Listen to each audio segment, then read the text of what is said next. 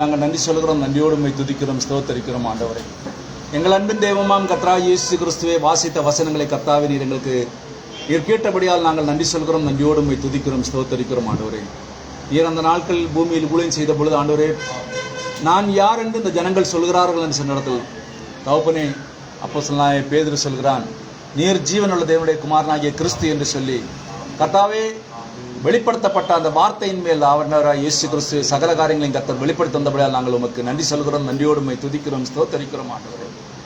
ஆண்டவராக இயேசு கிறிஸ்து இந்த கடைசி நாட்கள் தம்முடைய தீர்க்கதரிசியின் மூலமாக மகிமைப்படுத்தப்பட்ட இயேசு என்ற செய்தியின் மூலமாக ஆண்டவரே, இந்த காரியங்களை தியானிக்கும்படியாக கர்த்தாவே நீர் எங்களுக்கு தந்த மகத்தான கிருபைகளுக்காக நன்றி. கேட்கிற இருதயங்களையும் பேசுகிற அடியனையும் தம்முடைய சட்டைக்குள்ளாக மறைத்து நீர் எங்களை வழிநடத்தும்படியாய் எங்கள் மீட்பு இரட்சகருமாகிய இயேசு நாமத்தில் ஆமென். அல்லேலூயா.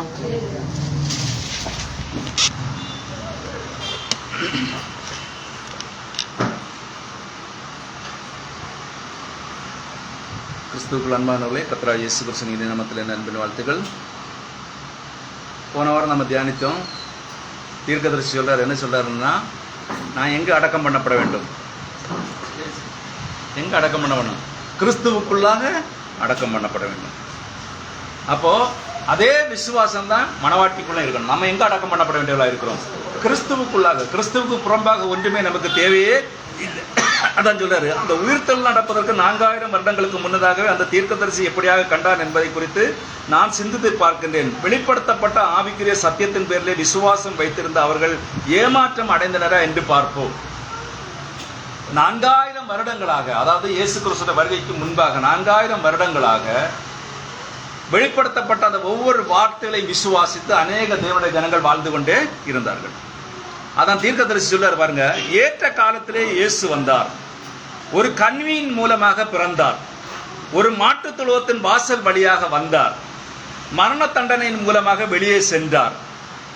புரிஞ்சவர்கள் எப்படி? ஏற்ற காலத்திலே இயேசு வந்தார், ஒரு கன்னியின் மூலமாக பிறந்தார், ஒரு மாட்டுத் தொழுவத்தின் வாசல் வழியாக வந்தார், மரண தண்டனையின் மூலமாக வெளியில் சென்றார். அவர் கல்வாரியில் மரித்த போது, கொல்கொதாவிலே அந்த நாளிலே சிலுவையில் தொங்கின போது வானங்கள் ஒளியை கொடாமற் போயின, பூமி குலுங்கி அதிர்ந்தது. இயேசு மரித்த பொழுது முழு உலகமே அந்த தேவகுமாரனுடைய மரணம் என்று அடையாளம் கண்டு கொண்டது.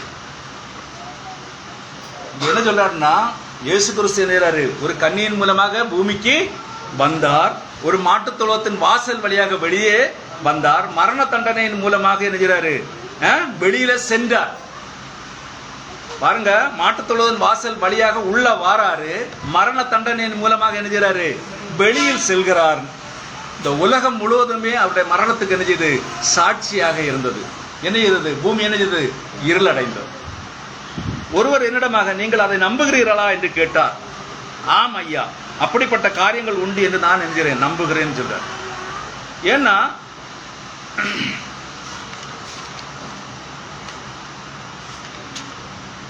இப்பொழுது நீங்கள் இந்த வழி, அதாவது பேதுரு 3:19 ஆசிங்களேன். 1 பேதுரு நினைக்கிறேன், 1 பேதுரு 19, பேதுரு 3:19-20.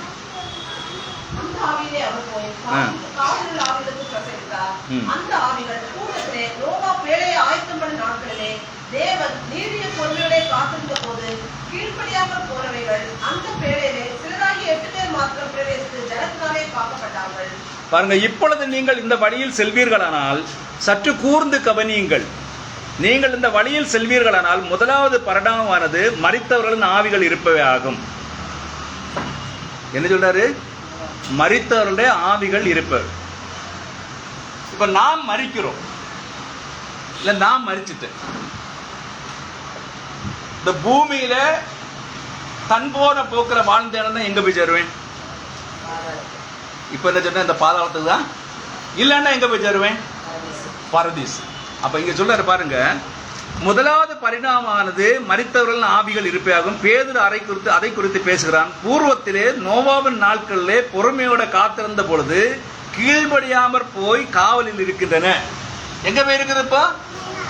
நோவா பிரசங்கம் பண்ணும் பொழுது வார்த்தையை பிரசங்கம் பண்ணுவது, அந்த வார்த்தை அவங்களால் என்ன கேட்டு புரிந்து கொள்ள முடியவில்லை. அவங்க பரிகாசம் பண்ணினார்கள். இந்த மழை இல்லாத காலத்துல ஏது மழையப்பா வரப்போகுது, நீங்க இருந்து வேலையை கட்ட போறேன்னு பரிகாசம் பண்ண, அந்த பரிகாசமானது அவர்களை என்ன செய்யுது? நேரே கொண்டு எங்க ஆயிட்டுது? பாதாளத்துக்கு தள்ளிட்டு. அதான் சொல்றாரு, கேடான புதுப்பிறப்பை அடையாத மனிதன் என்ன சொல்றாரு? கேடான புதுப்பிறப்பை அடையாத மனிதன் அவன் மரிக்கும் போது அவனுடைய ஆவி இந்த பரிணாமத்திற்குள்ளாக செல்கிறது. ஒருவன் கிறிஸ்துவுக்குள்ள பிறக்கவில்லை என்று சொன்னால் அவன் எங்க போறான்? எங்க போறான்? பாதாளத்துக்கு போறான். அதற்கு கீழே இருக்கின்ற பரிணாமமானது பிசாசுகளின் இடமானது. பாருங்க, பாதாளத்துக்கு கீழே அடுத்து என்ன இருக்கிறது? பிசாசுகளின் இடமாகும். அதற்கு கீழ் அடுத்துள்ள பரிமாணம் நரகமாகும். ஆத்துமாக்கள், பிசாசுடைய கூடாரம், அடுத்து என்னது? அடுத்த தட்டு நரகம். நீங்கள் அதை காணும் விதத்திலே நான் உங்களுக்கு ஒரு ஓமானத்தை அளிக்கின்றேன். இப்பொழுது அந்த பெண்ணிற்கு என்ன சம்பவித்தது? அவள் அந்த பரிமாணத்திற்குள் சென்றாள். பாவத்திலும் அக்கிரமங்களிலும் முற்றிலுமாய் மரித்து போயிருக்கின்ற அந்த மக்களிடத்தில் அவள் சென்றாள். மரம் எவ்விதமாக சாய்கின்றதோ அந்த பக்கத்தில் தான் விழும் என்று அவர்கள் எல்லாரும் அறிந்திருக்கின்றனர். ஆகவே அந்த பரிமாணத்திற்குள்ளாக அவள் உட்கொண்டால் மரித்தவருடைய ஆவிகளத்தில் அவள் பேசிக் கொண்டிருந்தாள். இப்ப தீர்க்க தரிசனத்துல 2-3 பேர் கேள்வி கேட்கிறாங்க. நம்ம ஊருக்குள்ள எல்லாமே இப்படி இந்த மரித்தவர்களிடத்தில் பேசுறவங்கள இருக்கிறாங்க, அது எப்படி என்று சொல்லி. அதுக்கு அவர் சொல்றாரு, இதுக்கு வேதத்துல சாட்சியே இருக்குது, நம்ம எடுத்து வாசிக்கண்டாம். யாரு ஓடுறது? என்ன செய்தான்? முதல்ல அவன் ஒரு ஆளையுமே இருக்க விடக்கூடாதுன்னு எழுதிட்டான். எல்லாரையும் துரத்துதல்லாம். ஆனாலும் ஒருத்தி தைரியமா இருந்துகிட்டான். எந்தோரின் மந்திரவாதி. அவ தைரியமா இருந்த நிமித்தம் என்னதுன்னா, இவன் மாறுவேடம் போண்டு. ஏன்னா இவன் நேரே போனா என்னதுன்னா அரச கட்டளை கொண்டு போடணும் கேட்டு இவன் நேரே போனா என்ன இருக்கணும்? இவன் என்ன போறான்? மாறு வேஷம் கட்டிட்டு அங்க போறான். அங்க எப்படி இது பிசாசவளை காட்டி கொடுக்குது. அங்க என்ன கேட்கிறான்? எனக்கு யாரை எழுப்பி வர பண்ணும்? சாமுவேலை எழுப்பி வர பண்ணும். சாமுவேல் எங்க இருக்கிறான்? இளைப்பாரி கொண்டிருக்கிறான். இங்க எல்லாம் இருக்கிறது. நல்லா நல்லா புரிஞ்சுக்கணும். இங்க இல்ல, சாமுவேல் இளைப்பாரி கொண்டிருக்கிறவன் தான் எழுப்பி கொண்டு சொல்றான்.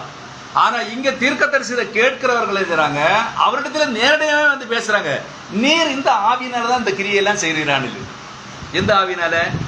மரித்த ஆவிகளால இந்த கிரியைகள் எல்லாம் செய்கிறீர்கள் என்று அவரிடத்துல நேரடியா கேட்கிறாங்க. அவர் என்ன சொல்றாரு?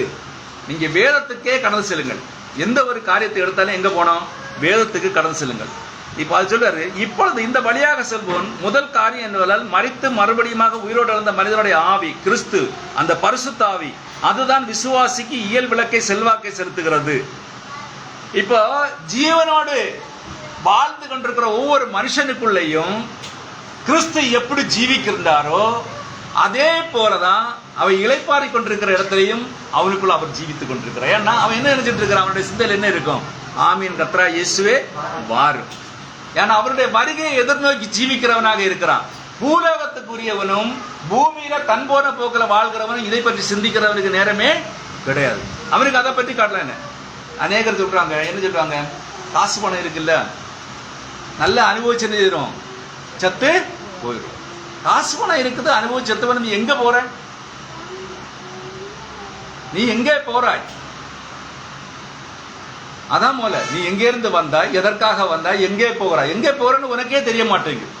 ஆனால் கிறிஸ்தவனுக்கு ஒரு நம்பிக்கை உண்டு. நாம் எங்கே போகிறோம் என்கிற ஒரு நம்பிக்கை நிச்சயமாக யாருக்கு உண்டு கேட்டால் ஒவ்வொரு கிறிஸ்தவனுக்கு உள்ளாகவும் இருக்கிறது. அதில் மணவாட்டிக்குள்ள ஸ்பெஷலான ஒரு கிருபை இருக்கிறது. என்னன்னு சொன்னா, நான் என் மணவாளரிடத்தில் போகிறேன்ங்கிற விசுவாசம் அவளுக்குள்ளாக இருக்கிறது. அதான் வாசிங்க, மத்தேயு 27:46 வாசிங்க. 9ஆம் மணி நேரத்தில் இயேசு ஏலி ஏலி லாமா சபக்தனி என்று மிகுந்த சத்தமிட்டு கூப்பிட்டார். அதற்கு என் தேவனே ஏன் என்னை கைவிட்டீர் என்று அர்த்தமா? அப்படி போட்டு அடுத்ததாக தூதர்கள், அதற்கு அடுத்ததாக பரலோகம், 3ஆம் வானம் உள்ளது. ஆமீன். என்ன நான் ஒன்றை காண்கிறேன், அது மகிமையானதாக இருக்கிறது.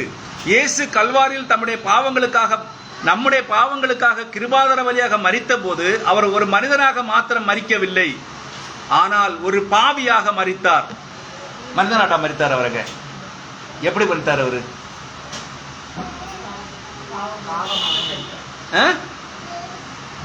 யோவான் என்ன சொல்றான்? லோகத்தின் பாவத்தை சுமந்து இருக்கிற தேவ ஆட்டுக்குட்டி. நல்லா புரிஞ்சுக்கணும். இந்த உலகத்திற்கு எல்லாத்துக்குமே ஒரே ஒரு ஆட்டுக்குட்டி யாருன்னா அவர் தான். அவர் மனுஷன் தானே இருக்கிறது. ஆட்டுக்குட்டி, பலியிடப்பட்ட ஒரே ஒரு ஆட்டுக்குட்டி அவர் தான். ஆனா அந்த ஆட்டுக்குட்டிக்கு ஒரு நோக்கம் இருந்தது. தான் எதற்காக மரித்தோம் என்கிறனால் தனது ஜனங்களை மீட்கிறதுக்காக வேண்டி அவர் மரிக்கிறார். அவருக்கேண்டி ஒரு கூட்டம் ஜனங்கள் இருக்கிறார்கள் இந்த பூமியில. எப்படி எகிப்திலிருந்து கடந்து வந்த அந்த 20 லட்சம் பேர்ல 2 பேர் சொன்னாங்க. என்ன சொன்னாங்க? காலேபும் ஜோசுவாவும் வாக்குத்தத்தம் பண்ணப்பட்ட தேசத்துக்குள்ள சொந்த. மற்றவங்க போனாங்களா? போகவே இல்லை. ஏன் போகல? அவிசுவாசம் மட்டுமா? முறுமுறுத்தார்கள், தேவன் இல்லை என்று அவர்கள் பரிகாசம் பண்ணி எல்லாமே செய்தார்கள் பூமியில இருந்த பொழுது. ஆனா இவங்களுக்குள்ள நீங்க வீட்டுல இருந்து வாசிக்கும் பொழுது யோசுவாவின் புத்தகத்தை எடுத்து படிக்கும் பாருங்க. யோசுவாவுக்கும் பலன் குன்றி போகல, காலேபுக்கும் பலன் குன்றி போகல. காலேப் என்ன சொல்றான் தெரியுமா? எனக்கு அந்த இடத்தை தாரம், நான் போயிருக்கிறேன், யுத்தம் செய்தாது என்ன செய்றேன், நான் பிடித்துக் கொள்ளுகிறேன்னு சொல்றான். அவன் வயது முதிர்ந்த காலத்துல என்ன சொல்றான்? அப்ப அவ்வளவு தூரத்துக்கு பலனை யாரு கொடுத்திருந்தது? தேவன் கொடுத்திருந்தார். அப்போ ஒரு கிறிஸ்தவன் மனவாட்டிக்கும் தேவன் அந்த பலனை கொடுத்திருக்கிறார்.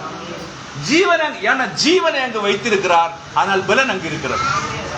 அவருடைய ஜீவன் எங்க இருக்கிறார்? மனவாட்டிக்குள்ள இருக்கிறது. மனவாட்டிக்குள்ள என்ன இருக்கிறார்? பலனும் கூட இருக்கிறது. அது சொல்றாரு பாருங்க. ஆனால் ஒரு பாவியாக அவர் மனிதனாக மாத்திரம் மரிக்கவில்லை, ஆனால் ஒரு பாவியாக மரித்தார். அது அவருடைய பாவத்தினால் அல்ல, ஆனால் என்னுடைய மற்றும் உன்னுடைய பாவங்கள் அவரை இழந்து போனவர்கள் இருந்த இடத்திற்கு அவரை அனுப்பினது. யாருடைய பாவங்கள் அனுப்பிச்சு? உன்னுடைய என்னுடைய நாம் எல்லாருடைய பாவங்கள் தான் அவர் என்கிறாரு சுமந்து தீர்த்தார். பாருங்க, அடுத்து சொல்றாரு, அங்கே கல்வாரியில் 2 குற்றவாளிகளுக்கு நீ தொங்கிக் கொண்டு என் தேவனே ஏன் என்னை கைவிட்டு என்று கதறி மறிப்பதை என்னால் காண முடிகிறது. அவர் ஜீவனை விட்டு தம் தலையை தாழ்த்தின பொழுது அவருடைய ஆவியானது சென்று காவலில் உள்ள அந்த ஆவிகளுக்கு நோவாவின் நாட்கள் நீடிய பொறுமையுடைய காத்திருந்த கீழ்ப்படியாக இருந்த ஆவிகளுக்கு பிரசங்கித்தார் என்று வேதம் சொல்லுகிறது. அவர் என்ன ஜீவனை விட்ட ஜீவன் எங்க போகிறது? பொழுது நேர எங்க போறது?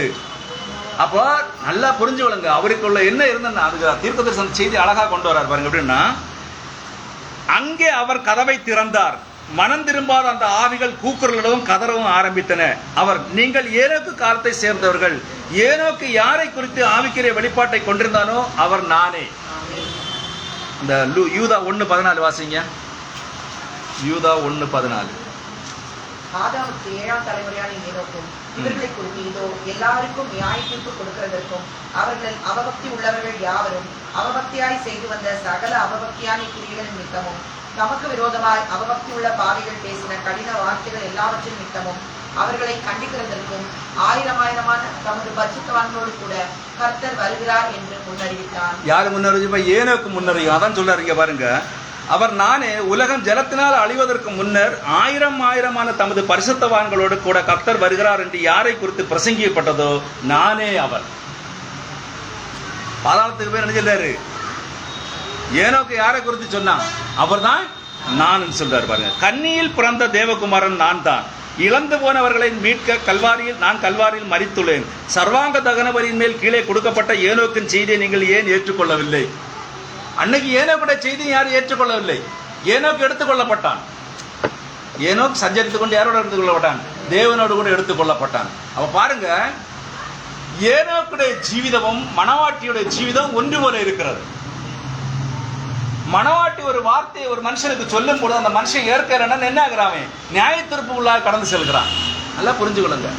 ஏனோக்கு சொன்ன வார்த்தை அந்த ஜனங்கள் ஏற்றுக்கொள்ளாத ஒரு பட்சத்தினால அவங்க எங்க கடந்து போனாங்க? நியாய தீர்ப்புக்குள்ள கடந்து போனார்கள். அவன் எங்க கடந்து போயிட்டான்? தேவனுடைய சமூகத்தில் கடந்து போயிட்டான். அதான் சொல்றாரு, அழுகையும் கூக்குரலும் பற்கடிப்பும் கூட அந்த கதவானது மூடப்பட்டது. வழியிலே பிசாசுகள் இருந்தன. அவர் பாதாளத்தின் வாசலுக்கே சென்றார், கதவை தட்டினார். அங்கே பிசாசு கதவை திறந்தான். எங்க போனாரு? நேர கீழே போயாச்சு. கதவை தட்டினார். கதவை திறக்கிறது யாரு? இப்போ பிசாசு கதவை திறக்கிறான். கடைசியில் ஒரு வழியாக இங்கே வந்து சேர்ந்து விட்டீர் என்று கூறினான். இப்ப எங்க போயிருக்காரு? இப்போ கடைசி எங்க போயிருக்காரு? பூமியில் உள்ள வேலையெல்லாம் அவருக்கு முடிஞ்சிருச்சு. நல்லா புரிஞ்சுக்கொள்ளுங்க, பூமியில அவருக்கு இனி வேலையே கிடையாது. பூமியில இருக்கிற வேலை என்னன்னு சொன்னால் அவருடைய ஊழியக்காரர் மூலமாக மணவாட்டி ஆயத்தம் பண்ணி மணவாட்டி எடுத்துக்கொள்ளப்பட்டதால் இருக்கிறது தவிர அவருடைய ஊழியம் பூமியில முடிஞ்சிச்சு. அடுத்து எங்க போறாரு?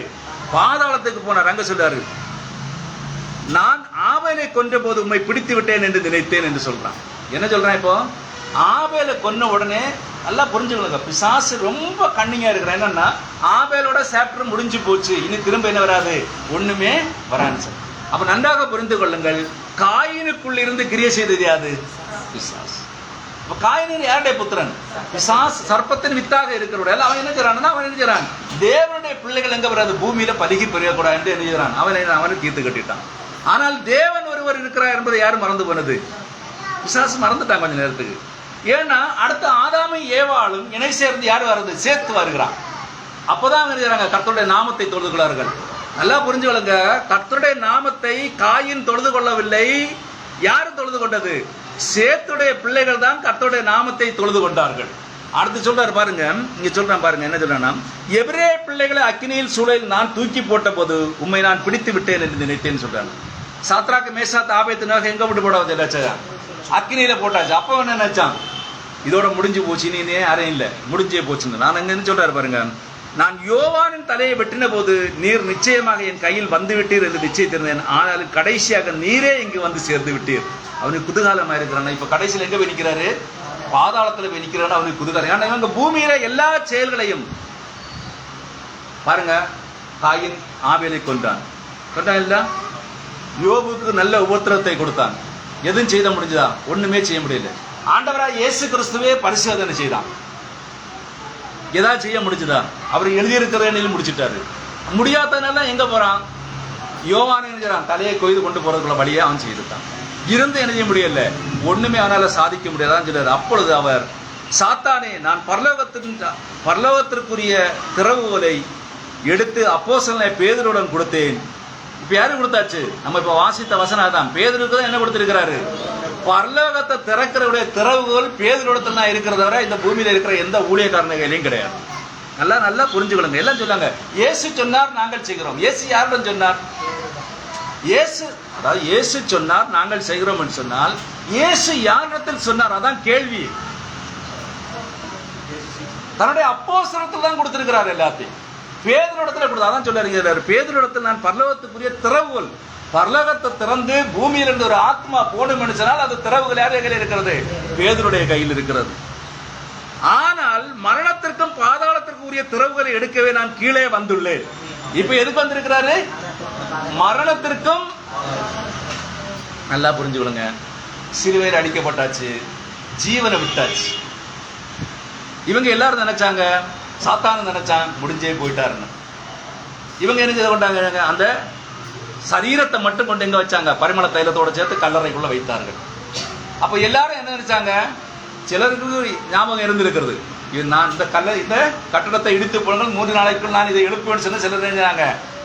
ரோம அதிபதிகள சொல்லி நல்ல அழகா சீல் பண்ணுங்கன்னு சீலும் வச்சு விட்டுட்டாங்க. ஏன்னா அவங்களுக்குள்ள பயம் கொடுத்துட்டு நிச்சயமாக எழும்பு வரானிட்டு காவலாளையும் வச்சு காக்க வச்சாச்சு. இப்ப வெறும் சதக்கூடாரம் தான் அங்க இருக்குது. எங்க இருக்குது? கல்லறைக்குள்ள வெறும் அந்த சதை தான் இருக்குது, வர வேற ஒன்றுமே அங்க இல்லை. ஆவி எங்க இருக்கிறது? ஆவி இப்ப எங்க நிற்கிறது? பாதாளத்தில் நிற்கிறது. இப்ப அதான் சொல்றது, நீ அதை கட்டாயமாக கொடுக்கத்தான் போகிறாய் என்று கூறுவதை என்னால் கேட்க முடிகிறது. அவர் தம்முடைய கரத்தை அதை நோக்கி நீட்டுவதை என்னால் காண முடிகிறது. அப்போது சாத்தான், ஒரு நிமிடம் சற்று பொறுங்கள், பாவம் என்கிறதான ஒரு காரியம் தீர்க்கப்படாமல் உள்ளதே உமக்கு நினைவிருக்கிறதா? இப்போ பாவம், சாத்தான் எவ்வளவு தந்திரசாலியா இருக்கான் பாருங்க.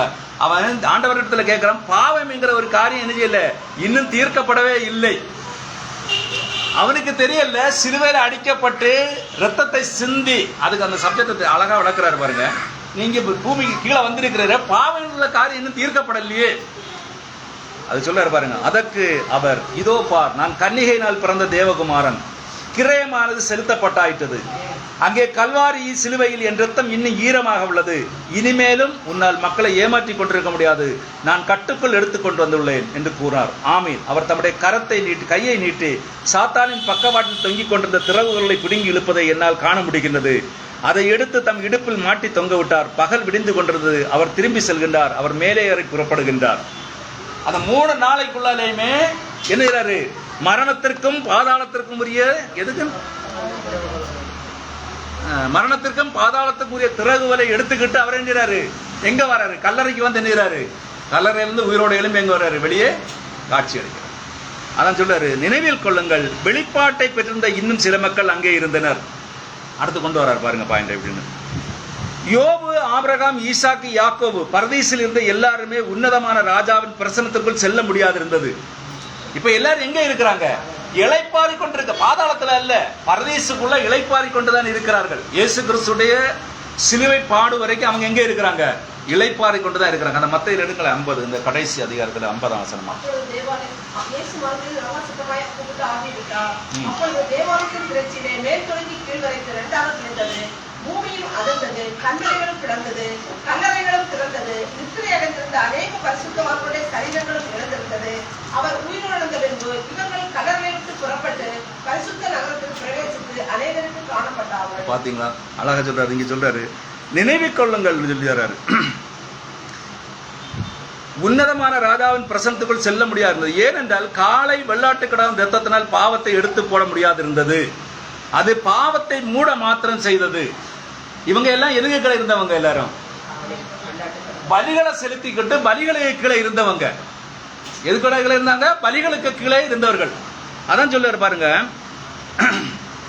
ஒரு உண்மையான பலி, ஜீவனுள்ள தேவனின் மிக உயர்மிக்க அதிகாரமிக்க குமாரன், விடியலின் குமாரன் வந்திருந்தார், மரித்தார், தேவனுடைய ரத்தம் தானே, அவர் தாமே அதன் கிரியத்தை செலுத்தினார். அல்லேலூயா. இப்ப என்ன செய்றாருன்னா, அவர் பூமிக்கு வந்து சிலுவையில் அடிக்கப்பட்டு மரித்து தம்முடைய ரத்தத்தை என்ன செய்தாரு? அவர் சிந்தினார். அடுத்து அவர் கதவட்டை தட்டுவதை என்னால் காண முடிகிறது. ஆபிரகாமும் சாராளும் அங்கே பின்னால் உட்கார்ந்து இருக்கின்றனர்.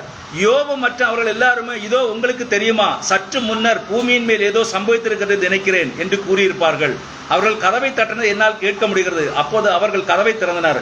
ஆபிரகாம் பார்த்து, சாராளை இங்கே பார், இதோ அவர் இங்கே இருக்கின்றார், உலக தோற்றத்துக்கு முன்னர் அடிக்கப்பட்ட ஆட்டுக்குட்டியானவர் இங்கே இருக்கின்றார் என்று கூறினார். மரித்த பரிசுத்தவான்களுக்கு என்ன? இப்ப அவரை காணணும் கட்டாயம், அவரை கண்டு அவருடைய பிரசனத்தில் நடக்கணும். ஆனா இங்க ஒவ்வொருவரும் என்ன செய்றாங்க? அதை அவரு ஓமையா சொல்றாரு. அவரை கண்டு என்ன செய்றாங்க? அவங்க பிரமித்துக் கொண்டிருக்கிறார். அதான் சொல்றாரு, தானியேலும் அங்கே வெளியே எட்டி பார்த்து, இதோ சற்று பாருங்கள், நான் பார்த்த கைகளால் பெயர்க்கப்படாத கல், மலையிலிருந்து உருண்டு வந்த கல் இதுவர் தான். இயேசு கிறிஸ்து பார்த்து என்ன சொல்றான்? மலையிலிருந்து உருண்டு வந்த பெரிய கல் இவர் தான். அவர் வந்தபோது பாதங்களின் கீழ் உள்ள மேகங்களைப் போல அவரை நான் கண்டேன் என்று எசேக்கியேல் கூறுறதை என்னால் கேட்க முடிகிறது. எசேக்கியேல் என்ன செய்யறான்? அவர் மேகத்தை ஊட கடந்து வருகிறார்னு சொல்றான் பாருங்க. அடுத்து யோபு சொல்றான், என் மீட்பர் உயிரோடு இருக்கிறார் என்றும் அவர் கடைசி நாளில் பூமியின் மேல் நிற்பார் என்று நான் அறிந்திருக்கிறேன் என்று யோபு கூறுவதை என்னால் கேட்க முடிகிறது. யோபு சொன்ன தீர்க்க தரிசனம் எல்லாம் கரெக்டா அங்க நிறைவேறுது. எப்படி? அந்நிய கண்கள் அல்ல, அவருடைய கண்களால் நான், அவனுடைய கண்களால் நான் அவரை காண்பேன் என்று அவனே தீர்க்க தரிசனம், அவன் காண்கிறான் அவரை. அடுத்து சொல்றாரு, கோத்திர பிதாக்களும் மற்றும் பிதாக்களும் அவருக்கு பதிலளிக்கின்றனர். அவர்களிடம் அவர் தாமே, பிள்ளைகளை ஆயத்தமாகுங்கள், நீங்கள் நல்ல விசுவாசத்தின் கீழே மரித்தீர்கள், தேவனால் அருளப்பட்ட வழியில் நீங்கள் வந்துள்ளீர்கள். ஆகவே இப்பொழுது நான் ஒரு வழியை உங்களுக்கு உண்டு பண்ணியுள்ளேன். நீங்கள் உங்கள் அழியாத சரீரங்களை திரும்ப பெறப்போகிறீர்கள். இன்னும் சில நிமிடங்களில் பொழுது விடிய போகிறது. ஆகவே நான் பூமியின் மேல் தோன்ற வேண்டும் என்று கூறுவதை என்னால் கேட்க முடிகிறது. பாருங்க, அவங்களுக்கு என்ன செய்யணும்? திரும்ப அந்த சரீரம். இப்ப எப்படி அந்த சரீரம் என்ன செய்யணும்? எங்க போறது சரீரம்? மகிமைக்கு கடந்து செல்வதற்கு அந்த சரீரங்கள் அவங்களுக்குள்ள என்ன உருவாக வேண்டும். அப்பதான் சொல்றாரு, அப்போ ஆகிரமாம், போதகரை நாங்கள் ஒரு சிறு பயணம் செய்யலாமா?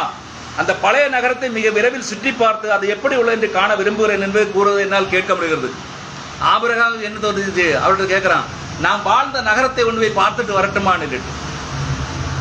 தானியேல் கேட்கிறான் பாருங்க, நான் தரிசனங்களை கண்ட இடத்தை காண நானும் போய் பார்க்க விரும்புகிறேன் என்றான். அவர் செல்லுங்கள், நான் அநேக நாட்கள் அங்கே இருக்க போகிறேன், என் சீசருடன் உரையாடி தேவனுடைய ராஜ்யத்தை குறித்த காரியங்களை குறித்து அவர்களுக்கு அறிவுறுத்த போகிறேன். இப்ப நீங்க போயிட்டு வாங்க. அவர் நல்லா புரிஞ்சுங்க, மகிமையில் அவர்களுக்கு அந்த விசிட்ங்கிறது மிக அருமையாக இருந்தது. அவங்க வாழ்ந்த நாட்களையும் வாழ்ந்த ராஜ்யங்களையும் காண்பதற்கு எழுதுறாங்க, கடன் செல்கிறார்கள். அடுத்து என்னன்னா, திரும்ப அவரோட கூட எங்க போறாங்க? அவங்க திரும்ப இங்க பூமியில இருக்கிறாங்க? இல்லவே இல்லை. அதான் அவர் சொல்ல, நான் அவர்களை அபிஷேகிக்க வேண்டும், பரிசுத்தாவியானவர் வருகின்றார், உலகமெங்கும் சுவிசேஷத்தை பிரசங்கிக்கவும் வியாதியஸ்தரை சுகமாக்கவும் அவர்களிடம் கூறப்போகிறேன் என்றார். பாருங்க, ஒரு பக்கம் பழைய ஏற்பாட்டு பரிசுத்தவான்களை ஆயத்தம் பண்ணுகிறார், மறுபக்கம் என்ன நடக்குதுன்னா சீசர்களை ஆயத்தம் பண்ணுகிறார். ஒரு பக்கம் என்ன நடக்குது? பழைய ஏற்பாட்டு பரிசுத்தவான்கள் அவரோட கூட ஆயத்தமாகிறார்கள். மறுபக்கம் அவருடைய புது ஊழியம், யாரை மனவாட்டி ஆயத்தம் பண்ற ஊழியமானது யார் மூலமாக ஆயத்தப்படுத்தப்படுகிறது? அப்போஸ்தலர் மூலமாக ஆயத்தப்படுத்தப்படுது. அதான் சொல்லுது, பகல் வெளிச்சம் வந்தது, தூதர்கள் கல்லறை புரட்டி போட்டனர், புரிதலுக்கு அப்பாற்பட்ட மகத்தான ஒரு சம்பவம் நடைபெற்றது. காய் பாபா தெருவில் நடந்து செல்வதை என்னால் காண முடிகின்றது. அவன் உங்களுக்கு தெரியுமா, அந்த மனிதன் மரித்தோர்ந்து வீழ்த்தெழுந்த என்ற சம்பவத்தை குறித்து அவர்கள் கூறிக்கொண்டிருக்கிறார்களே. காய் பாபா நடந்து செல்வது தீர்க்க செல்வது, காய் பாபா நடந்து போறான், தெருவில் நடந்து போறேன்னு சொல்றான். அவன் என்ன மரித்தோர்ந்து உயிரோடு எழும்பி விட்டான்னு சொல்றார். கடந்த இரவு அவர் நேராக ஒரு கட்டடத்துக்குள்ளாக வந்து சீசருடன் பேசினார் மற்றும் காரியங்களை செய்தார் என்று அவர்கள் கூறினார்கள் என்று நான் கேள்விப்பட்டேன். அவர் யாருக்கிட்ட வந்தார்? முதல்ல சீசருக்கு தான் கடந்து வந்தார். அதையெல்லாம் காய்பாபா அறிந்து கேள்விப்பட்டேன் இல்லை, நான் தன் கதையை சொல்றேன் பாருங்க. இதயத்துக்கு இனிய தம்பதிகளாகிய சாராளும் ஆபிரகாம் இனிமேல் எப்போதுமாக வயது செல்லாதவர்களாக கைகளை கோர்த்து கொண்டு தெருவில் செல்வதை என்னால் காண முடிகிறது. ஆபிரகாம், சாராளே, அன்பே, இந்த பழங்கால இடத்தை பார், அந்த இடம் உனக்கு நினைவிருக்கிறதா என்று கூறுவதை என்னால் கேட்க முடிகிறது. அவங்க நடந்திருந்த இடங்களுக்கு தேவன் அனுமதியை கொடுத்தார்.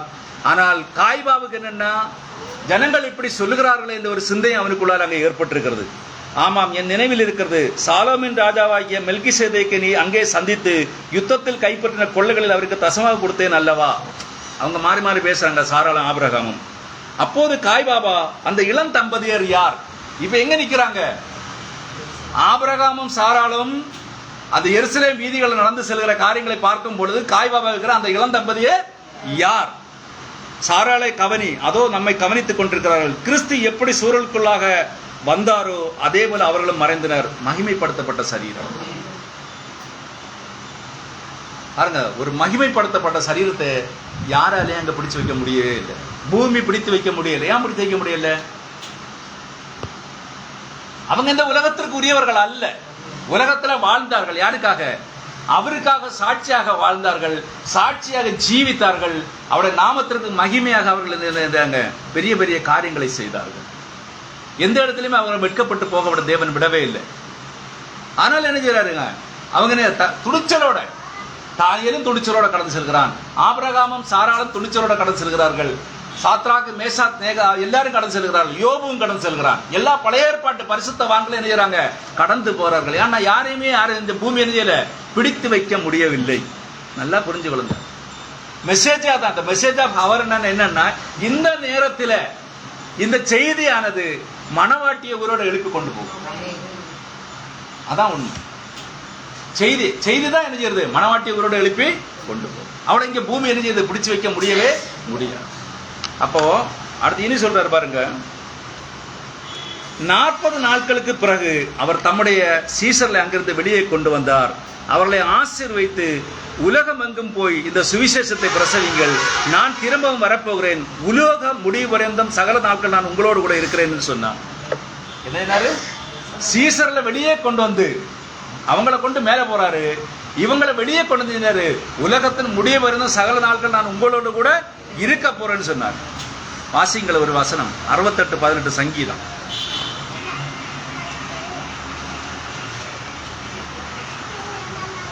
சேனைகளின் ராஜாக்கள் தத்தளித்து ஓடினார்கள். 68:18. தேவனின் உன்னதத்திற்கு ஏறி சிறைப்பட்டவர்களை சிறையாக்கி கொண்டு போனேன். தேவனாகிய கர்த்தர் மனுஷனுக்குள் வாசம் பண்ணும் பொருட்டு துரோகிகளாகிய மனுஷங்களுக்காகவும் வரங்களை பெற்றுக் கொண்டேன்.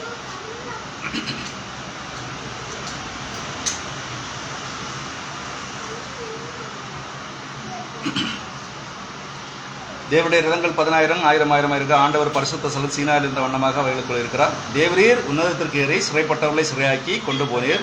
தேவனாய கர்த்தர் மனுஷருக்குள்ளே வாசம் பண்ணும் பொருட்டாக துரோகிகளாகிய மனுஷர்களுக்காக வரங்களை பெற்றுக்கொண்டீர். இன்னொரு வசனம் கூட இருக்கிற, வாசிங்களா 68:4 கூட வாசிங்களா. தேவனை பாடி அவருடைய நாமத்தை கீர்த்தனம் பண்ணுங்கள். வனாந்தரங்களில் ஏறி வருவதற்கு வழியை ஆயத்தப்படுத்துங்கள். அவருடைய நாம யெகோவா, அவருக்கு முன்பாக களி கூறுங்கள். யெகோவா என்னைக்கு வனாந்தரத்தில் வந்தாரு? யெகோவா என்னைக்கு வனாந்தரத்தில் வந்தார்? வந்தாரா? வந்தார். பழைய ஏற்பாட்டின் யெகோவா, புதிய ஏற்பாட்டின் இயேசு கிறிஸ்து. யெகோவா தெய்வமாக அவர் என்ன பழைய ஏற்பாட்டில் தன்னை வெளிப்படுத்தினார். அப்பொழுதுதான் வந்தார், கர்மலையில் நடந்தார். அது சொல்ல பாருங்க, தேவரீர் உன்னதத்துக்கு ஏறி சிறைப்பட்டவர்களை சிறையாக்கி கொண்டு போனீர். அந்த சிறைப்பட்டவர்கள் யார்? பழைய ஏற்பாட்டு பரிசுத்தவான்கள் எல்லாரும் யாரா இருக்கிறார்கள்? சிறைப்பட்டவர்களாக இருக்கிறார். அடுத்து பாருங்க, தேவனாய கர்த்தர் மனுஷருக்குள்ளே வாசம் பண்ணும் பொருட்டு. இப்ப யாராகும்?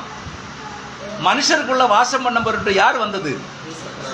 வசனம் என்ன இல்லைன்னா, தேவனாகிய கர்த்தர் மனுஷருக்குள்ளே வாசம் பண்ணும் பொருட்பட்டு துரோகிகளாகிய மனுஷர்களுக்காக வரங்களை பெற்றுக்கொண்டீர்.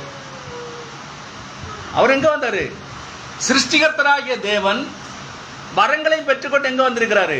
பூமிக்கு கடந்து வந்திருக்கிறார். இங்க சொல்றாரு பாருங்க, அவர் மேலே புறப்பட்டார், அவருடனே கூட பழைய ஏற்பாட்டு பரிசுத்தவான்களை தம்மோடு கூட்டி சென்றார். அவர் மேலே ஏறி சென்ற போது சந்திரனை கடந்து, நட்சத்திரங்களை கடந்து, சூரியனை கடந்து சென்றார். பழைய ஏற்பாட்டு பரிசுத்தவான்கள் அவரை பின்தொடர்ந்து சென்றனர். வேதாகமம் சிறைப்பட்டவர்களை சிறையாக்கி மனுஷர்களுக்கு வரங்களை அளித்தார் என்று கூறுகிறது. அவர் தாமே தூதர்களையும் பிரதான தூதர்களையும் கடந்து செல்வதை என்னால் காண முடிகிறது. அவர் மண்டலங்களுக்கு செல்வதையும் புதிய எருசலேம் தெரிய ஆரம்பிக்கிறது. இப்ப எங்க போறாரு? அவருடைய ராஜ்யத்துக்குள்ள போறாரு. இன்னும் ஒரு வசனம் இருக்கு, வாசிங்களா? அது சங்கீதம் 24, 7, 8, 9 வாசிங்க. வாசல்களே, உங்கள் தலைகளை உயர்த்துங்கள், அநாதி கதவுகளே உயருங்கள், மகிமையின் ராஜா உட்பிரவேசிப்பார். யார் இந்த மகிமையின் ராஜா? அவர் வல்லமையும் பராக்கிரமுள்ள கர்த்தர், அவர் யுத்தத்தில் பராக்கிரமுள்ள கர்த்தராமே. வாசல்களே, உங்கள் தலைகளை உயர்த்துங்கள், அநாதி கதவுகளே உயருங்கள், மகிமையின் ராஜா உட்பிரவேசிப்பார். யார் இந்த மகிமையின் ராஜா? அவர் சேனைகளின் கர்த்தரானவர், அவரே மகிமையின் ராஜா. பாருங்க, தாவீதின் தீர்க்க தரிசனத்தை அறிந்திருந்த பழைய ஏற்பாட்டு பரிசுத்தவான்கள், வாசல்களை உங்கள் தலைகளை உயர்த்துங்கள், அநாதி கதவுகளை உயருங்கள், மகிமையின் ராஜா உட்பிரவேசிக்க விடுங்கள் என்று கூறுவதை என்னால் கேட்க முடிகிறது. பின்னால் இருந்த தூதர்கள், யார் இந்த மகிமையின் ராஜா என்று என்னால் கூறினதை என்னால் கேட்க முடிகிறது. அதுக்கு பழைய ஏற்பாட்டு பரிசுத்தவான்கள், சேனைகளின் கர்த்தர், அவர் யுத்தத்தில் பராக்கிரமுள்ள கர்த்தராமே. யாரை குறித்து இங்க சொல்லப்பட்டது? சங்கீதத்தில் இயேசு கிறிஸ்துவை குறித்தான் சொல்லப்பட்டது, வேற யாரை குறித்துமே சொல்லப்பட்டது. இன்னும் ஒரு வசனத்தை வாசிங்களேன். எபேசியர் 4 அதிகாரம் 8 வசனம் வாசிங்க. 8, 9 வாசிங்க. அவர் உன்னதத்துக்கு ஏறி சிறைப்பட்டவர்களை சிறையாக்கி மனுஷர்களுக்கு வரங்களை அளித்தார் என்று சொல்லியிருக்கிறார். பாத்தீங்களா? ஆதலால் அவர் உன்னதத்திற்கு ஏறி சிறைப்பட்டவர்களை சிறையாக்கி மனுஷர்களுக்கு வரங்களை அளித்தார் என்று சொல்லியிருக்கிறார் அல்லவா? அப்போ சிறைப்பட்டவர்களை சிறையாக்கி கொண்டு போகிறார். மனுஷருக்கு என்ன இருக்கிறார் இங்க? அதனாலதான் பேதுரு சொன்னான், பொன்னும் வெள்ளியும் என்னிடத்தில் இல்லை, என்ன தருகிறேன்? என்னட்ட ஒண்ணு இருக்கு. என்ன இருக்குது? எனக்கிட்ட ஒன்று இருக்குது, அதை உனக்கு தாரேன். என்ன இருந்தான் சொல்லுங்களேன்? நாமம். கர்த்தராகிய இயேசு கிறிஸ்துவின் நாமம் என்னிடத்தில் இருக்குது, அதை நான் உனக்கு தருகிறேன்னு சொல்லி கையை பிடிச்சு தூக்கி விட்டான். அவன் எழும்பி வந்துட்டான். பாருங்க, ஆயுஸ் காலம் முழுவதும் இருந்து பிச்சை எடுக்கிறதை விட மேன்மையான ஒரு காரியத்தை அவனுடைய வாழ்க்கையில் அவன் கண்டுகொண்டான். அவனால இந்த எந்த நாட்கள் அந்த சுகத்தை அவனால கண்டுகொள்ள முடியும்? அந்த பணங்களை எல்லாம் சம்பாதிச்சு அவன் கண்டுகொள்ள முடியுமா? முடியாது. ஆனால் என்கிற ஒரு நிமிடத்தில் என்ன இருது?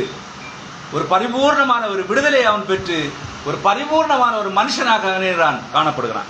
அடுத்து பாருங்க, அந்த தூதன் பொத்தானை அழுப்பினான், வாசல்கள் மேலே உயர்ந்தது. இயேசுவும் பழைய ஏற்பாட்டு பரிசுத்தவான்கள் நேராக எருசலேம் நகரத்துக்குள் நடந்து செல்கின்றனர். அந்த ஜெய வீரர் மற்றும் எல்லா பரிசுத்தவான்களும் அவரை பின்தொடர்ந்தனர். சிங்காசனம் வரைக்கும் நடந்து சென்று அவர்களை முன்னிறுத்தி, பிதாவே இதோ அவர்கள் என்று கூறினார். அவர், என் சிங்காசனத்திற்கு ஏறி வாரும், நான் உம்முடைய சத்துருக்களை உமக்கு படியாக்கி போடும் வரைக்கும் நேருடைய வலது வாசத்தில் உட்காரும் என்று கூறினார். அல்லேலூயா. 110:1 வாசிங்கள சங்கீதம். கர்த்தர் என் ஆண்டவரை நோக்கி, நான் உடைய சத்துருக்களை உமக்கு பாதபடியாக்கி போடும் வரைக்கும் நீருடைய வலது பாரத்தில் உட்காரும் என்றார். பாத்தீங்களா? யாரை பாதபடியாக்கி போடும் வரைக்கும்? சத்துருக்களை. அடுத்து என்ன செய்யறாரு? மேலே போனவர் என்ன செய்யறாரு? வலது வாரத்தில் உட்கார்ந்த பாக்கியத்தை வருகிறார். இன்னும் ஒரு வசனத்தை வாசிங்க. மத்தேயு 22:44.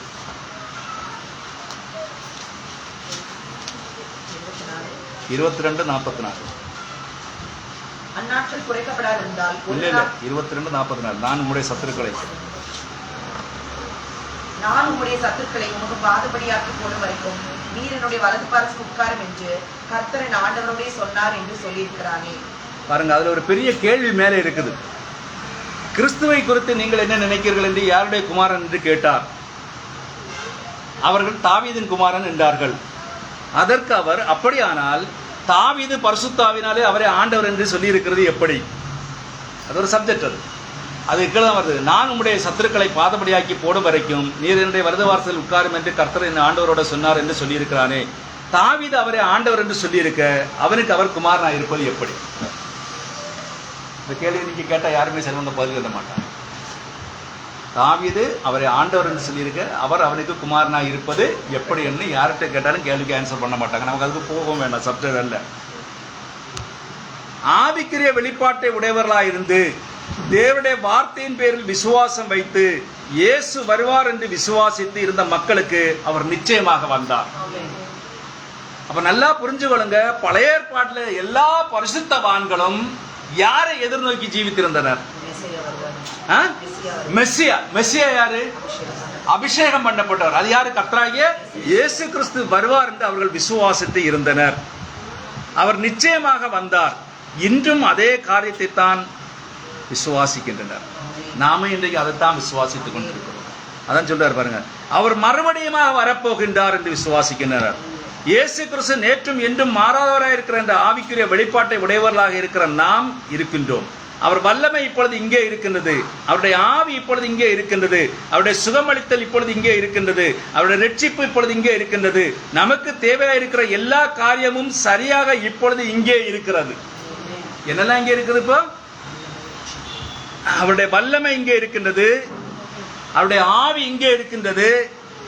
அவருடைய சுகமளித்தல் இங்கே இருக்கின்றது. அவருடைய ரட்சிப்பு இப்பொழுது இங்கே இருக்கின்றது. நமக்கு தேவையா இருக்கிற எல்லாமே இங்கே இருக்கிறது. இங்கே இருக்குது. எங்கே இருக்குது சொல்லுங்களேன்? எங்கே இருக்குது? உங்களுக்குள்ளாக இருக்குது எல்லாம். சரி, பரமண்டல ஜெபம் எதுக்கு பண்றீங்களா? பண்ண சொல்லுங்களேன் பாப்பா. எனக்கு ஒரு டவுட், பரமண்டல ஜெபம் எதுக்கு பண்ணணும் சொல்லுங்களேன்?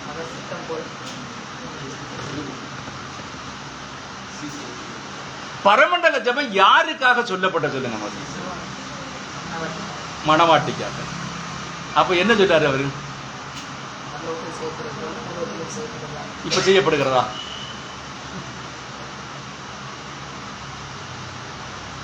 சிஸ்டர் தலையாரணி இல்லை.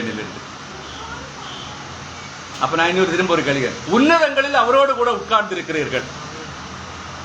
உன்னதங்களில் அவரோடு கூட உட்கார்ந்து இருக்கிறீர்கள், அப்படிதானே?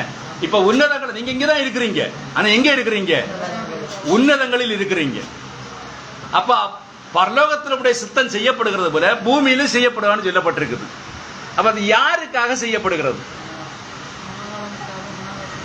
மணவாளனுக்காக, மணவாட்டி நிமித்தம் அது செய்யப்படுகிறது. யாருக்கு செய்யப்படுகிறது? பூமியில இருக்கிற எல்லா ஜனங்களுக்கும் செய்யப்படல. நல்லா புரிஞ்சுக்கொள்ளுங்க. உங்களுக்கு உடனே அடுத்த ஒரு கொஸ்டின் அங்க வரும், எங்கள் கடனாளிகளுக்கு நாங்கள் மன்னிக்கிறது போல. நீங்கள் எங்க போய் ஜீவிக்கிறீங்க? இப்போ பூமியில ஜீவிக்கிறீங்க. எங்கள் கடனாளிகளுக்கு நாங்கள் மன்னிக்கிறது போல எங்கள் கலங்கடையும் எங்கள் பாவங்களையும் எங்களுக்கு என்ன செய்யணும்? மன்னித்தரணும். கேட்கிறேன் இல்லையா? அப்போ அந்த பரமண்டல ஜபம் உலகத்தில் இருக்கிற எல்லா ஜனங்களுமே ஜெபம் பண்றாங்க. அந்த ஜபத்தை பண்ணாத எந்த ஜனங்களுமே இல்லை. ஆனால் யாருக்கென்று அது சொல்லப்பட்டிருக்குன்னு அறியாம அவங்க ஜெபம் பண்றாங்க. அவ்வளவு நல்லா புரிஞ்சுக்கணும். பரமண்டல ஜபம் சீசர்கள்கிட்ட சீசர் என்ன கேட்கறாங்க? எங்களுக்கு ஜெபம் பண்ண என்ன செய்யறோம்? கற்றுத்தாருன்னு கேட்கறாங்க. அப்படித்தானே கேட்கறாங்க. அவர் ஜெபத்தை சொல்லி கொடுக்கிறாரு. ஜெபத்தை சொல்லி கொடுக்குற அந்த ஜெபமானது யாருக்கு சொல்லப்படுகிறது என்றால் மணவாட்டிக்கு என்று தான் அது சொல்லப்படுகிறது. உலகத்தில் இருக்கிற எல்லா ஜனங்களும் அதை வாசிக்கிறாங்க, சொல்லுறாங்க. பாருங்க, எந்த சபையில போனாலும் நீங்க பார்க்கலாம் பரமண்டல ஜெபம் அவங்க பண்ணுவாங்க. ஆனால் அதன் கருத்தின் ஆழத்தை அறிந்து அவர்களுக்கு அது தெரியவே செய்யும். அதே போல இங்க பாருங்க, அவர் சொல்றாரு, பரிசுத்தாவினர் சரியாக இப்பொழுது இங்கே கட்டடத்துக்குள் அசைந்து சென்று கொண்டிருக்கிறார். ஒவ்வொரு பாவியும் அவர் ரட்சிப்பார், ஒவ்வொரு விசுவாசியும் அவசியிப்பார், ஒவ்வொரு வியாதிஸ்தரையும் சுகப்படுத்துவார். இந்த கல்லின் மீது என் சபையை கட்டுவேன், பாதாளத்தின் வாசல் அதை மேற்கொள்வதில்லை. ஆமென். எந்த கல்லின் மேல் கட்டினார்? வெளிப்பாடாகிய அந்த கல்லின் மேல் ஆண்டவர் சபையை கட்டினார். எதன் மேல கட்டினாரு? இயேசு கிறிஸ்துவின் மேல சபையை கட்டப்படவில்லை. இயேசு கிறிஸ்துவின் மேல சபை கட்டப்படவில்லை. பேதுருவின் மேலும் சபை கட்டப்படவில்லை. இதை அநேக ஜனங்கள் சொல்கிறார்கள், பேதுருவின் மேல் சபை கட்டப்பட்டது, இயேசு கிறிஸ்துவின் மேல் சபை கட்டப்பட்டது. ஆனால் ஆண்டவர் சொன்னார், எதன் மேல கட்டப்பட்டிருக்குது? இந்த வெளிப்பாட்டின் மேல். உனக்கு மாம்சமும் ரத்தமும் நல்லா அதெல்லாம் பிரிய வேண்டிய இருக்காரு. மாம்சமும் ரத்தம் இதனை வெளிப்படுத்தவில்லை, பரலோகத்தில் இருக்கிற என் பிதா உனக்கு இதை எழுதினாரு, வெளிப்படுத்தினார். அப்ப யார் வெளிப்படுத்தி கொடுத்தது? பரலோகத்தில் இருக்கிற பிதா தான் எழுதுகிறாரு, இதை வெளிப்படுத்தி கொடுத்தது. பாருங்க. அப்போ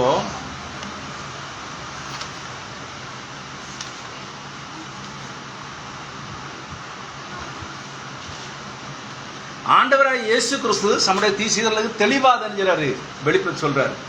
ஆனா இன்றைக்கு இருக்கிற ஜனங்கள் என்ன சொல்றாங்க சொல்லுங்க? இன்னைக்கு இருக்கிற ஜனங்கள் என்ன சொல்றாங்க? சபை எதன் மேல் கட்டப்பட்டது?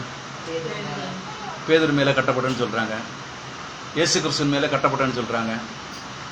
இன்றைக்கு அநேக ஜனங்கள் என்ன சொல்றாங்க? நாங்கள் இவ்வளவு டாலர் செலவழிச்சு என்ன செய்திருக்கிறோம்? இந்த சபையை கட்டி வைத்திருக்கிறோம்.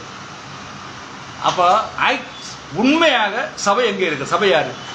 உண்மையான சபை யாரு? மணவாட்டி தான் சபை. அது எப்படி? சபைன்னா என்ன? வெளியே அழைக்கப்பட்ட ஜனம், கிறிஸ்துவுக்குள்ளாக வெளியே அழைக்கப்பட்ட ஜனம். இன்னும் அநேக ஜனங்களுக்கு என்ன புரியலைன்னு சொன்னால், அவர்கள் அந்த கோட்பாடுகளை பின்பற்றி கடந்து வருகிறார்கள். ஆனால் மணவாட்டியானவள், நல்லா புரிஞ்சுக்கொள்ளுங்க, மணவாட்டியானவள் வெளிப்பாடை, எதை? கிறிஸ்துவின் வெளிப்பாடை பெற்றுக்கொண்டு வெளிப்பாட்டின் மேல் ஜீவிக்கிறவளாக இருக்கிறார். இன்றைக்கு நீங்களும் நானும் பாருங்க, அந்த பழைய ஸ்தாபனத்துக்குள்ள இருந்திருந்தேன்னு சொன்னால் இந்த ஒரு காரியங்களை நாம் அறிந்திருக்க முடியவே முடியாது. அறிஞ்சிருக்க முடியுமா? ஒரு காலம் யாருமே நமக்கு எக்ஸ்பிளனேஷன் பண்ணி கொடுக்கவே மாட்டார்கள். நம்ம கேள்வி கேட்டானா அதுக்கு என்ன சொல்லுவாங்க? உனக்கு தெரியும், முடிஞ்சா தெரிஞ்சா படிச்சுக்கா, இல்லைன்னா நீ போயிட்டே இரு. கேள்விக்கே கேட்கக்கூடாது. ஆனா சீசரல் யார்கிட்ட கேட்குறாங்க? இயேசு கிறிஸ்துவில கேட்குறாங்க. ஏன் கேட்குறாங்க? ஆண்டவரே சொல்லுறது, மறைவானவே ஒன்றும் மறைவானதவே இல்லை, எல்லாமே என்ன செய்யப்பட்டிருக்கிறது? வெளியரங்கமாக்கப்பட்டிருக்கிறது. நல்லா புரிஞ்சுக்கணும், என்ன செய்யிருக்கிறது? எல்லாமே வெளியரங்கமாக்கப்பட்டிருக்கு. அதனால தீர்க்கதரிசி சொல்றாரு, சில காரியங்களை தெளிவா சொல்றாரு பாருங்க.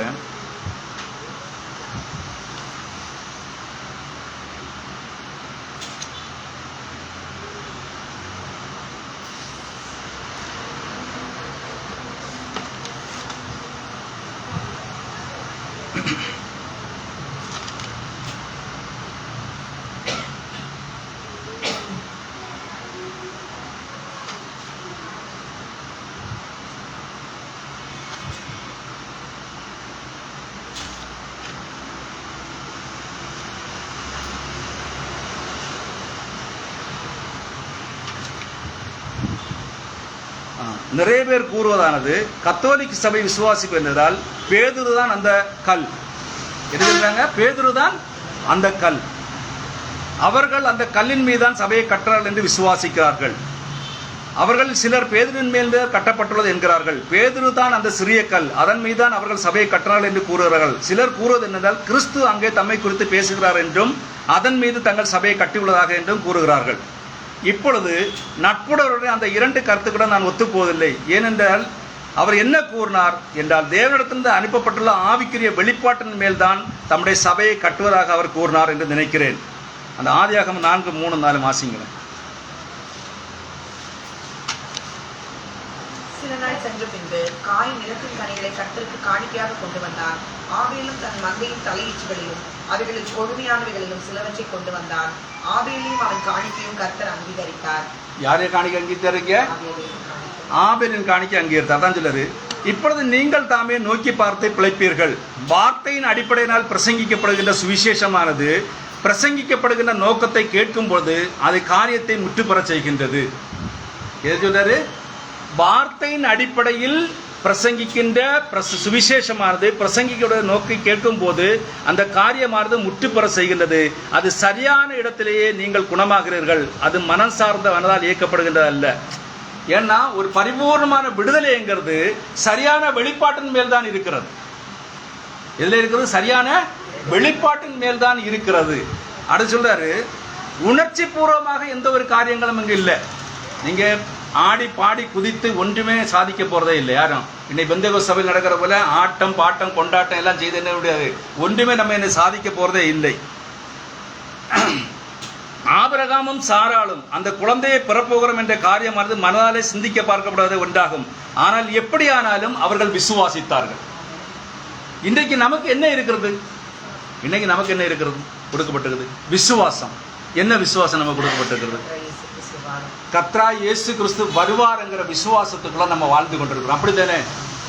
ஆபிரகாமும் சாராளும் என்ன விசுவாசித்தார்கள்? சாராள் விசுவாசிக்கல, ஆபிரகாம் தான் விசுவாசிக்கிறான். சாராள் என்ன செய்கிறாள்? நகைக்கிறாள். ஆபிரகாம் விசுவாசிக்கிறான். என்னன்னா, தேவன் சொன்ன காரியத்தை நிச்சயமாக இவர் நிறைவேற்ற அவர் வல்லவராக இருக்கிறார் என்று அவன் விசுவாசித்தான். அப்ப மணவாட்டி என்ன செய்யறான்னா விசுவாசிக்கிறாள். என்ன விசுவாசம் வந்து மணவாட்டி கொடுக்கப்பட்டிருக்குன்னா, ஆமீன் கர்த்தராகிய இயேசுவே வாரும் என்கிற விசுவாசம் வந்து கொடுக்கப்பட்டிருக்கிறது. இந்த விசுவாசத்திலிருந்து நீங்கள் பிறர், அதாவது தவறி போகும் பொழுதுதான் நம்ம உலகத்தோடு சார்ந்து இருக்கிறோம், கடந்து போறோம். அப்போ ஆபிரகாமும் சாராளும், ஆபிரகாம் கடந்து சென்ற பாதையை பார்க்கும் பொழுது கூட யார் இருக்கிறது?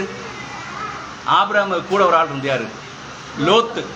லோத்து இருக்கும் வரைக்கும் தேவன் ஆபிரகாமை ஆசீர்வதித்தாரா? லோத்து இருக்கும் வரைக்கும் ஆபிரகாம் ஆசீர்வதிக்கப்பட்டானா? இல்லை. அப்ப மணவாட்டிக்குள்ள உலகம் இருக்கிற வரைக்கும் ஆசீர்வதிக்கப்பட முடியுமா? ஏன் முடியாது?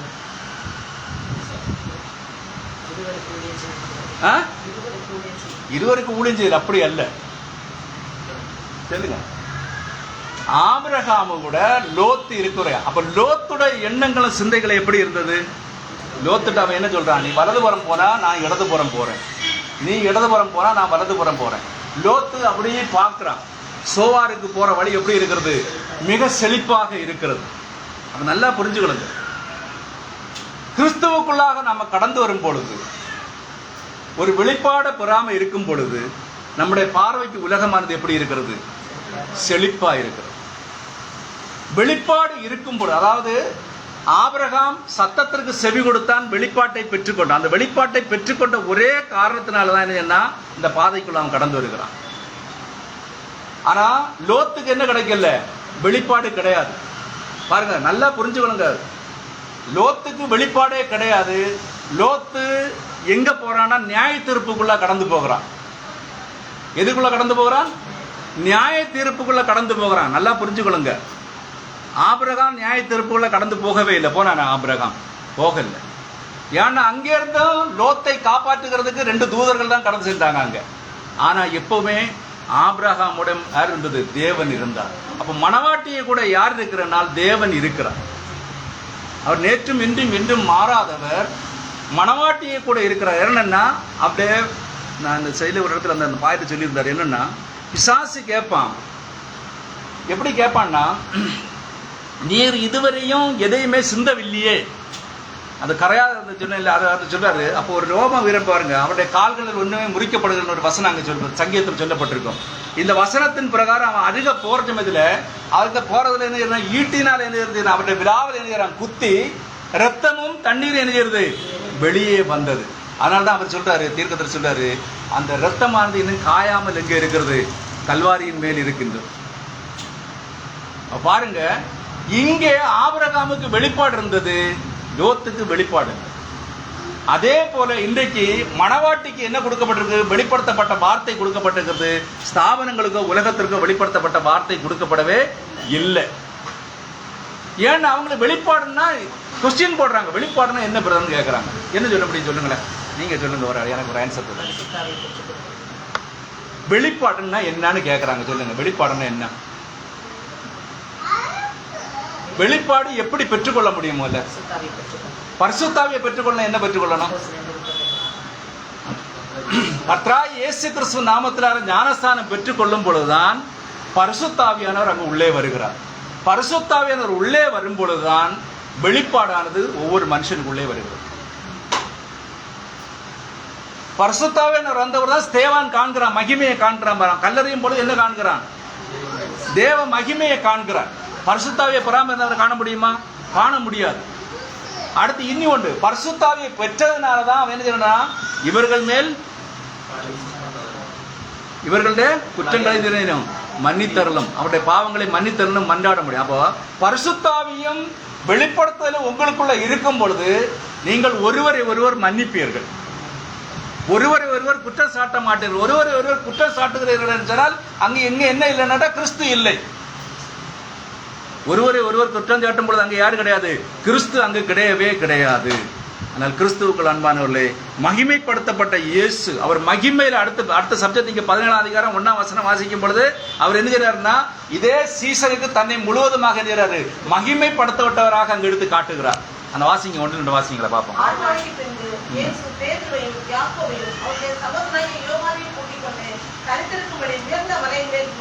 அவர்களுக்கு முன்பாக மறுக்குமானார். அவர் முகம் சூரியனை போல பிரகாசித்தது, அவர் வஸ்திரம் வெளிச்சத்தை போல வெண்மையாயிற்று. அப்பொழுது மோசேயும் எலியாவும் அவரோட பேசுகிறவர்களாக அவர்களுக்கு காணப்பட்டார்கள். அப்பொழுது பேதுரு இயேசுவை நோக்கி, ஆண்டவரே, நாம் இங்கே இருக்கிறது நல்லது. உமக்கு சித்தமானால் இங்கே உமக்கு ஒரு கூடாரமும் மோசேக்கு ஒரு கூடாரமும் எலியாவுக்கு ஒரு கூடாரமாக 3 கூடாரங்கள் இல்லை போதும் என்றார். போதும் போதும் போதும் போதும் பாருங்க. இப்போ அந்த வெளிப்படுத்தப்பட்ட பின்பு அவன் பின்வாங்குறான் பாருங்க. பரலோகத்திற்கு திறவுகளை கையில பெற்ற உடனே அவன் பின்வாங்குறான். அடுத்த சப்ஜெக்ட் என்ன நடக்குன்னா, இயேசு கிறிஸ்து தன்னை மகிமைப்படுத்தப்பட்டவராக யாருக்கு வெளிப்படுத்தி காட்டு கொடுக்கிறாரு? பேதுருக்கும் யோவானுக்கும் யாக்கோபுக்கும் வெளிப்படுத்தி காட்டுகிறார். அப்போ அங்க என்ன சொல்றாருன்னா, பேதுரு என்ன சொல்றான்? இயேசுவை நோக்கி நிற்கிறான், இங்கே உமக்கு ஒரு கூடாரமும் என்னது மோசைக்கு ஒரு கூடாரமும் எலியாவுக்கு ஒரு கூடாரமாக என்ன செய்வோம்? 3 கூடாரங்களை நாம் என்ன செய்வோம்? அந்த பூமி மேலே என்ன செய்யறோம்? போடணும். அப்போ வேற ஒரு சத்தம் கேட்குது, இவர் என்னுடைய நேசகுமாரன், இவர்கள் பிரியமாயிருக்கிறேன், இவருக்கு செவி கொடுங்கள். அந்த மேகத்தின் ஒரு சத்தம் கேட்டது. சீசர்கள் அதை கேட்டு முகங்குப்புற விழுந்து பயந்தார்கள். யார் இருந்தது அங்க பார்த்தா?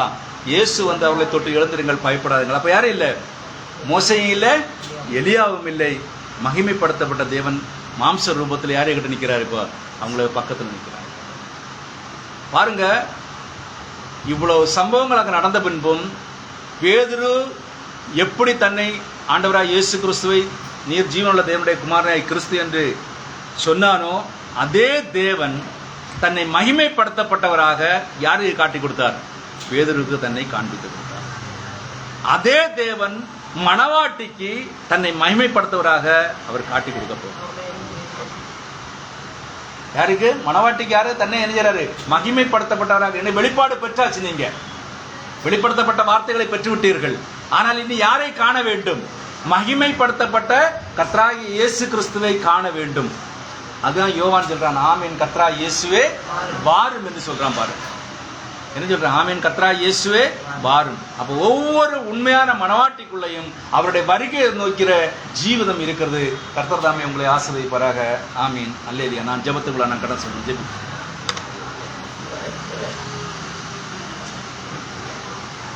ஸ்தோத்திரம் நல்ல தகப்பனே, நன்றியோடு உம்மை துதிக்கிறோம், ஸ்தோத்தரிக்கிறோம் ஆண்டவரே. எங்கள் அன்பின் தெய்வமாம் கர்த்தராகிய இயேசு கிறிஸ்துவே, பரிசுத்தமுள்ள தெய்வமே, உமக்கு நாங்கள் நன்றி சொல்கிறோம், நன்றியோடு உம்மை துதிக்கிறோம், ஸ்தோத்தரிக்கிறோம். அப்பா, சர்வ வல்லமுள்ள தேவனும் சர்வ சிருஷ்டிகரமாக இருக்கிற எங்கள் கர்த்தராகிய இயேசு கிறிஸ்துவே, உமக்கு நாங்கள் நன்றி சொல்கிறோம், நன்றியோடு உம்மை துதிக்கிறோம், ஸ்தோத்தரிக்கிறோம். அப்பா, இதோ சகோதரர்களாக, சகோதரிகளாக, சிறு பிள்ளைகளாக, வாலிப பிள்ளைகளாக, முதியோர்களாக என்னுடைய சமூகத்தில் கடந்து வந்து எங்கள் தேவனாய கர்த்தாவை உம்மை ஆராதிக்கும்படியாய் உம்முடைய பரிசுத்தமுள்ள நாமத்தை தொழுது கொள்ளும்படியான ஒரு சிலாக்கியத்தை கர்த்தாவை நீர் எங்களுக்கு தந்திருந்தீர். அதற்காக நாங்கள் நன்றியோடு உம்மை துதிக்கிறோம், ஸ்தோத்தரிக்கிறோம், ஸ்தோத்தரிக்கிறோம் ஆண்டவரே.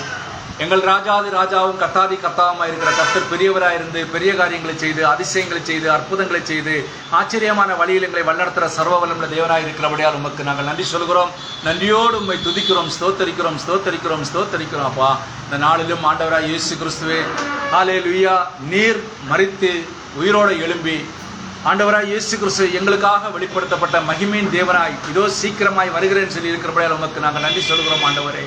ஹல்லேலூயா. நீர் மரித்த உடனே ஆண்டவரே அந்த ஆவியினாலே பாதாளத்தில் இருக்கிற பிசாசுகளுக்கு பிரசங்கிக்க கடந்து சென்ற 1 பேதுரு சொன்னபோல் தகப்பனே, அங்கு சென்று ஆண்டவரே மரணத்திற்கும் ஆண்டவரே பரலோகத்துக்கும் உரிய மரணத்திற்கும் ஆண்டவரே திறவுகளை நீர் பெற்றுக்கொண்டது போல தகப்பனே. ஹல்லேலூயா. அந்த நாளிலும் ஆண்டவராய் இயேசு கிறிஸ்துவே, தேவரீர் மரணமே உன் கூரங்கே, பாதாளமே உன் ஜெயமங்கே, நம்முடைய கர்த்தராகிய இயேசு கிறிஸ்து நாமத்தினாலே ஜெயம் கொடுக்கிற தேவனுக்கு ஸ்தோத்திரம் என்று பவுலப்போஸ்தலன் சொன்னது போல ஒவ்வொரு மனவாட்டியும் சொல்லத்தக்க எங்கள் தேவாய் தேவனை நீர் கொடுத்திருக்கிற மகத்தான கிருபைகளுக்காக நன்றி சொல்லுகிறோம் ஆண்டவரே.